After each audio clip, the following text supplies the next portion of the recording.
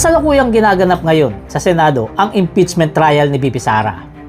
At nakasalang ngayon ang grave threat. Dahil alam naman natin na etong si VP Sara ay nagbanta sa buhay ni President Bongbong Marcos, First Lady Lisa Marcos at ni dating Speaker Martin Romualdez. At dahil dito, siya ngayon ay nahaharap sa kanyang impeachment.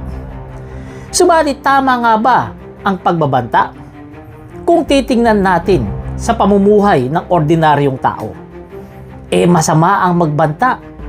Hindi mo basta-basta pwede gawin yan dahil ikaw ay pwedeng makulong. Kung yung kapitbahay mo nga, sabihan mo lang na ipapapatay kita, pwede ka nang makulong.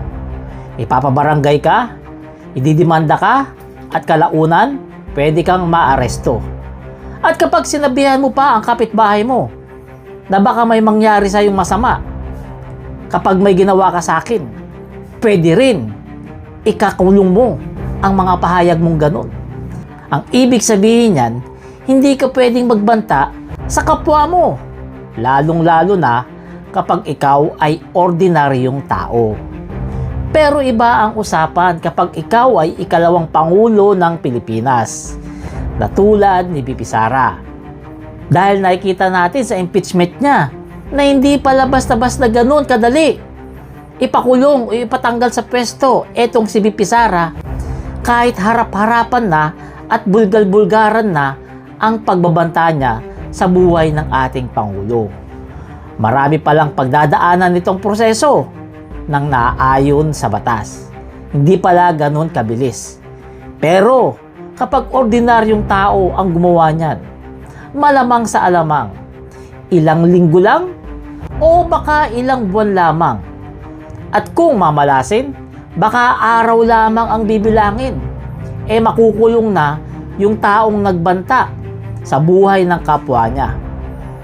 Dito natin makikita na iba talaga ang estado, napakalayo ng ordinaryong tao sa may kapangyarihan na pinuno ng bansa. Ibig sabihin yan, kapag ordinaryo ang nagbanta, malamang sa alamang may kalalagyan talaga na hindi tama. Pero kapag Vice President ang nagbanta, ayun, nasa proseso. Ang daming cheche-bureche, ang daming tanong dito, ang daming tanong doon. Yung ibang senador parang abogado na ng Vice President, ang kapal ng muka.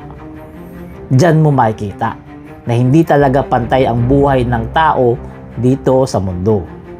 Kaya kapag ikaw ay ordinaryong tao, huwag kang gagaya kay VP Sara na basta-basta na lamang magbanta dahil ang kapalaran mo ay hindi kagaya ng kapalaran niya na maraming prosesong pagdadaanan kahit siya ay nagbanta. Dahil pag ginawa mo yun, malamang sa alamang kulungan ang bagsak mo. Hindi ka na talaga aabutin ng 1 taon. Sigurado, himas rehas ka. Kaya kayo, anong masasabi nyo? Tama ba ang magbanta? O depende kung sino ang nagbabanta? Comment nyo na lang in your reaction para ating mapag-usapan. Salamat.